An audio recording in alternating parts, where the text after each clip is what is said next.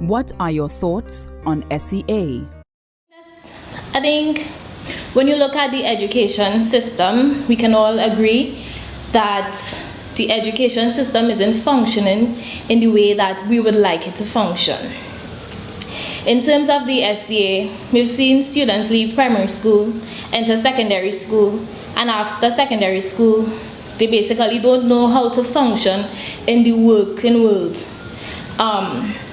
I think the S.E.A, it would be erroneous for someone to say, well, of course you don't need any form of evaluation because there must be some basis by which you would determine whether a child is ready to enter secondary school and whatnot. However, that is something that the powers that be would have to really sit and examine. What I can say though, things must be put in place to deal with students who aren't, to address students who aren't successful, per se, in the S.E.A examination. For example, counseling.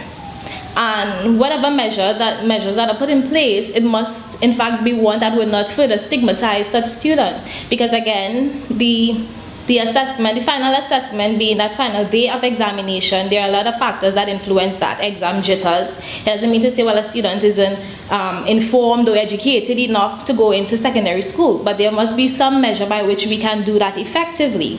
And as I said, nothing that would stigmatize that student. I remember years ago when I was in primary school, students who weren't successful in common entrance would then be promoted, as I say, to post-primary. And of course, other students in school be like, you know, this one didn't get to go high school, she's a post-primary. And the students, it does basically nothing for the morale of that student.